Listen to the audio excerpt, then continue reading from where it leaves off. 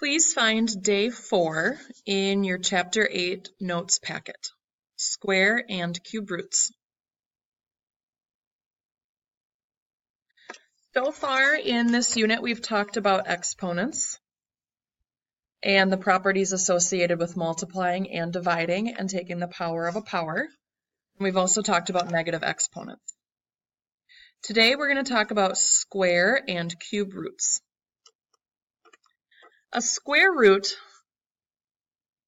in its most basic definition, is the opposite of squaring something. Okay, so it really means what number times itself is going to give me the number under the square root sign. Okay, the square root sign is actually called a radical sign. So the radical sign looks like that, and it acts as parentheses.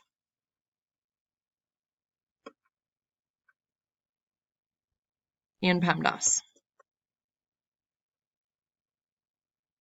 Okay, so it really is the first step that you would do in PEMDAS, just like parentheses is. And then perfect squares are whole number answers.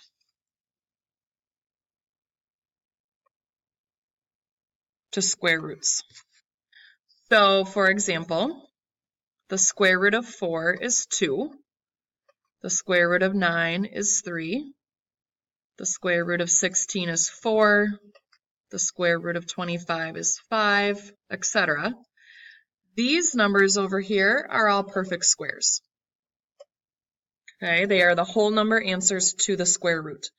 Now, some square roots are non-perfect squares, like the square root of 5. Because there's no whole number answer that gives you 5 when you multiply it by itself. It's going to be really important in this unit to know your perfect squares and to be fluent with picking those out as factors. Okay, like the square root of 81 is 9, the square root of 100 is 10. Okay, I mean, this goes on and on infinitely, but it's good to know at least 1 through 12. All right, so square of the square root property. So if you think about what this means, the square root of 3 times the square root of 3, another way to write that is the square root of 3 squared, because there's 2 of them. Okay, squaring and square rooting are opposites. So if we take the square of a square root, you're just left with what you started with, just the number inside. Okay, you're going to see things like this today where you have a number times a square root. Here we have 4 times the square root of 10 times 3 times the square root of 10. So there's an invisible multiplication symbol here and here. So what that means is we can separate out the whole numbers, 4 times 3, and then multiply it by the square root of 10 squared. Okay, the square root of 10 squared is just 10. So what we really have is 3 times 4 times 10, which is 120. All right, the product of square roots property says if you have the square root of one number times the square root of another number, you can simplify it and multiply first and then take the square root. Okay, so really what this means is you can multiply the numbers first, then take the square root. Okay, so we're going to try that with this one. We're going to say this is the same as the square root of 5 times 6 together. Okay, 5 times 6 is 30. 30 isn't a perfect square, so we're not going to do that. It would be a decimal, but you could use your calculator to figure that out. Okay, the same thing works for quotients. If you have the square root of a number divided by the square root of a number, it's the same thing as dividing first. Then take the square root. Okay, so A divided by B first, and then take the square root. So we're going to try that on this one. We're going to make a big square root for 45 divided by 5, which is 9. And then you take the square root of that, which is 3. Okay, same thing for the next one, a big square root for 80 over 40. 80 divided by 40 is 2. 2 is not a perfect square, so I'm just going to leave that. Okay, this whole lesson is really about either calculating the perfect squares like we did here with 9, or just leaving it like this, the square root of 2. We don't actually want the decimal today. It doesn't matter what that decimal is. We just want to leave it with the square root symbol.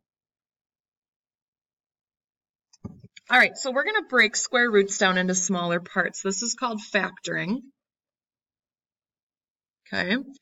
A key to note right here is that one of the numbers that you're going to factor has to be a perfect square.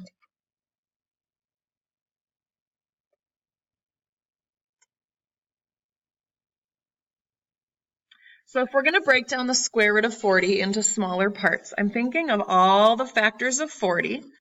I'm going to list them off to the side here, but you can do this in your head. So 1 times 40, 2 times 20, 5 times 8, 4 times 10.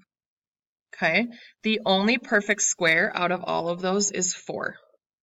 Okay, and that's 4 times 10. So what you're really breaking this down to is the square root of 4 times the square root of 10. Okay, the square root of 4 is 2. The square root of 10 is not a perfect square, so we're just going to leave it. We don't want the decimal. We just want to say 2 square root 10. Okay, so whatever you can take the square root of, you do. And then whatever is not a perfect square, you just leave under the square root symbol for your final answer. All right, let's take a look at the next page. This involves some exponents now.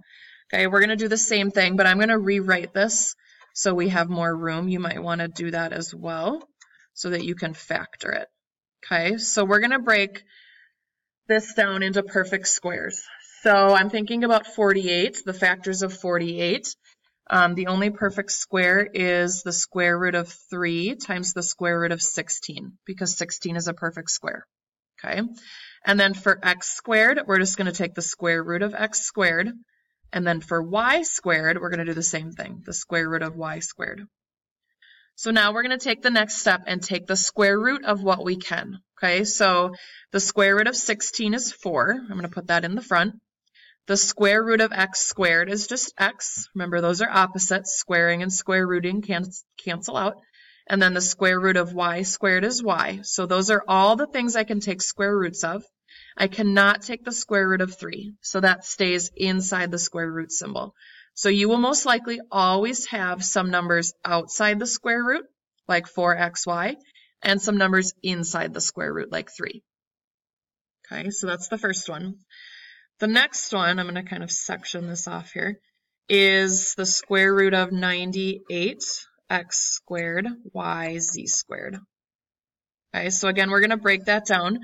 98 is 2 times 49. So the square root of 2 times the square root of 49.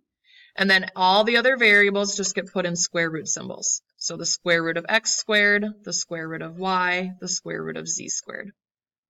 Okay, so now we're going to take the next step. We're going to have some numbers outside and some numbers or variables inside. Okay, so the square root of 2, you can't do that. So put it on the inside. The square root of 49 is 7. The square root of the square root of x squared is x, because those are opposites. We can't take the square root of just y, so that stays with the 2. And then the square root of z squared is z. So this would be our final answer right here. 7xz square root 2y. All right, we're going to try the next one. Because it's a square root over a square root, we're going to make a giant square root and divide first. Okay, so 24 divided by 6 is 4, and then x squared over x squared is nothing. Okay, they cancel out like this. Okay, these x's cancel, these x's cancel. So now we just have the square root of 4, which is 2. So all of this simplifies down to 2. All right, fractional exponents. So let's review. If we have an exponent times an exponent, and they have the same base, like they both have x in this case, we would add 1/2 plus 1/2. So that's the same as saying x to the first power, and then anything to the first power is just that number, right? So x to the first power is just x. Another way to look at fractional exponents, if you just have one of them, that's the same as the square root of x. Okay, those are opposites, or not opposites. They mean the same thing. So x to the 1/2 power is the same as the square root of x. So if we take a look at an actual numerical example for that, 100 to the 1/2 power is the same as the square root of 100, which is 10. Okay, 16 to the 1/2 power is the same as the square root of 16, which is 4. You might also see 1/2 written as a decimal, so 5 to the 0.5 power is the same thing as the square root of 5. That's not a perfect square, so you're just going to leave that as your answer. All right, next page, the third, or the cube and cube root. So this is the opposite of x to the third. I'm sorry, that's cube root. Cube is x to the third. Okay, it's the third power of a number, something times something times something. Okay, a cube root is the opposite of x cubed. Okay, so the cube of the cubed root property. So the cube root of x times the cube root of x times the cube root of x is really the cube root of x cubed, because there are 3 of them. And the cube root and the cube cancel out, just like the square and the square root, so you're just left with x. Okay, if you think of an actual numerical example, the cube root of 64 means what times itself is 64. Okay, it's not going to be a very big number because you have to multiply it by itself 3 times. Okay, you can do a little guessing and checking. Okay, 2 times 2 times 2, that's only 8. 3 times 3 times 3, that's only 27. 4 times 4 is 16, times 4 again is 64. Okay, there's also a button on your calculator for this.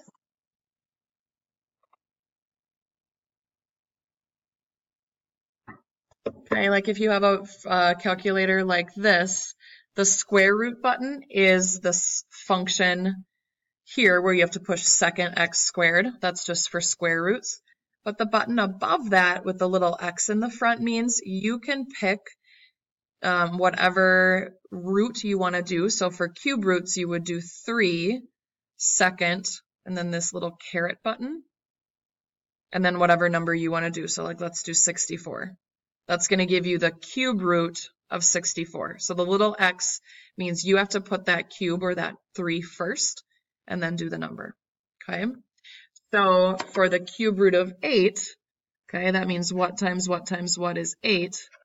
Okay, 1 times 1 times 1 is only 1. So 2 times 2 is 4, times 2 is 8.